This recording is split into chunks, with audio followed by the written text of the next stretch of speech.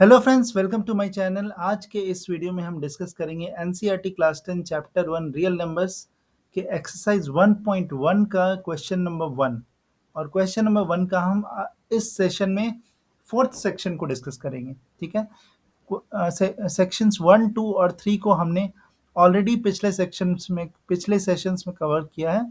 तो इस सेशन में हम क्वेश्चन नंबर 1 का फोर्थ सेक्शन, ठीक है, उस पर फोकस करेंगे। ठीक है। तो चलिए शुरू करते हैं, आगे बढ़ते हैं कि इसको हम कैसे सॉल्व करेंगे। तो द क्वेश्चन इज कि हमें 5005 को एक्सप्रेस करना है as a product of its prime factors. ठीक है। तो हम प्राइम फैक्टराइजेशन मेथड को यूज करेंगे। ठीक है।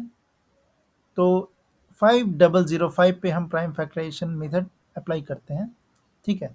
तो प्राइम फैक्टराइजेशन मेथड अप्लाई करने के लिए सबसे पहले हम क्या करते हैं कि जो भी सामने नंबर है उससे हमें पता करना होता है कि what is the smallest prime जिससे ये नंबर डिवाइड होगा, राइट। तो स्मॉलेस्ट प्राइम हमें पता है कि 2 होता है, तो वी ऑलवेज स्टार्ट फ्रॉम 2।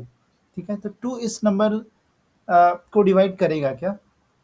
तो वो नहीं करेगा। क्यों? क्योंकि 2 की डिविजिबिलिटी कहती है कि लास्ट डिजिट अगर 2 से डिविजिबल है तो वो इंटायर नंबर 2 से डिविजिबल होता है। यहाँ लास्ट डिजिट 5 है जो कि 2 से डिविजिबल नहीं होता है, इसलिए 5005 the entire number is not divisible by 2। ठीक है। नेक्स्ट हम 3 से चेक करते हैं।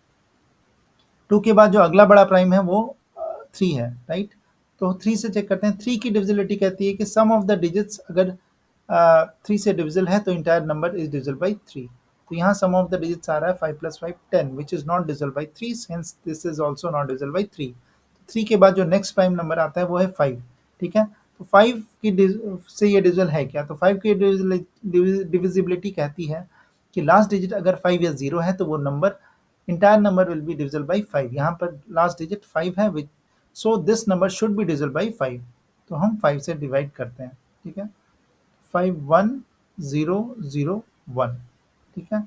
अब चलो, अब फिर से इस पे प्राइम फैक्टराइजेशन लगाते हैं। देखो 2 से डिविजन नहीं होगा क्योंकि लास्ट में 1 है, लास्ट डिजिट 1 है which is not divisible by 2। ठीक है। 3 से डिविजन भी नहीं होगा क्योंकि इसका सम ऑफ द डिजिट्स अगर आप करते हो तो 2 है which is not divisible by 3। ठीक है। Next digit is 5। 5 के लिए डिविजन होने के लिए इसके लास्ट डिजिट में 5 या 0 होना जरूरी है, जो कि नहीं है। यहाँ पे लास्ट डिजिट 1 है, so this is also not divisible by 5। ठीक है। उसके बाद जो अगला प्राइम है वो 7 है। ठीक है।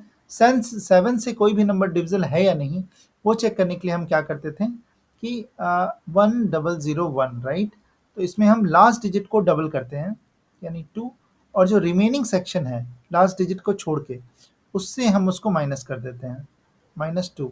ठीक है। तो जो मिलता है if that is divisible by 7, ठीक है, तो हम बोलते हैं कि that is the entire number, the original number is divisible by 7। लेकिन ये 98 वी कैन नॉट से if it is divisible by 7। सो इसको पर हम फिर से वही चीज़ अप्लाई करते हैं कि लास्ट डिजिट को हम डबल कर देते हैं। हमें ये पता करना है 98 इज डिविजिबल बाई 7 और नॉट। तो लास्ट डिजिट को हम डबल करते हैं तो 16 आता है, और जो रिमेन,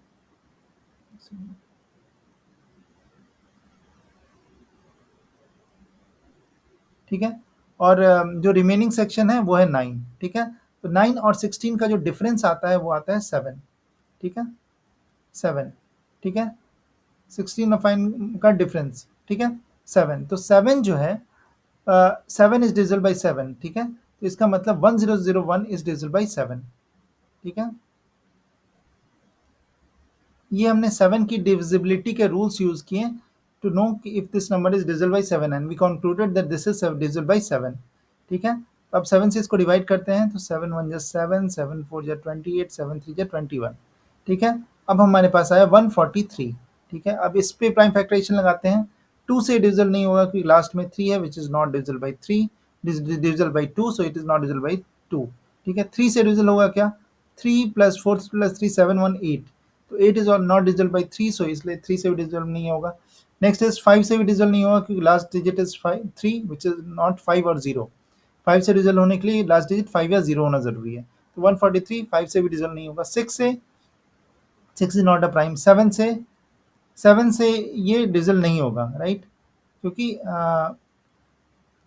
143। ठीक है। लास्ट डिजिट को हम डबल करते हैं 6, एंड 14 - 6 इज 8। ठीक है।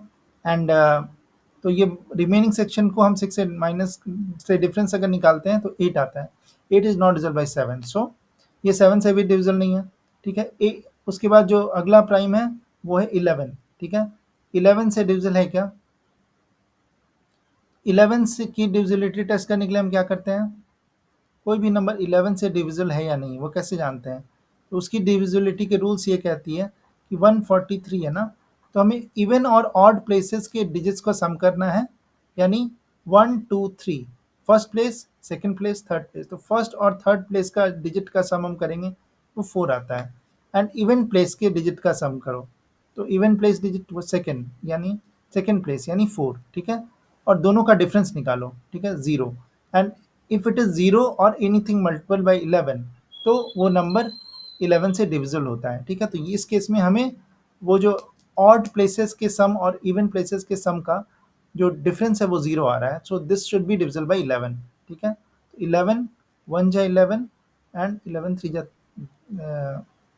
143, 3 जा 33, राइट।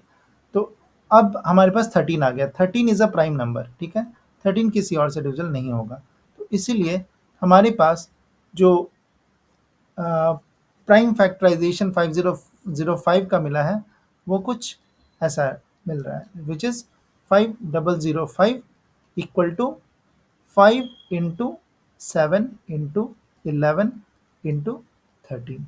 ठीक है, तो ये हो गया product of the prime factors.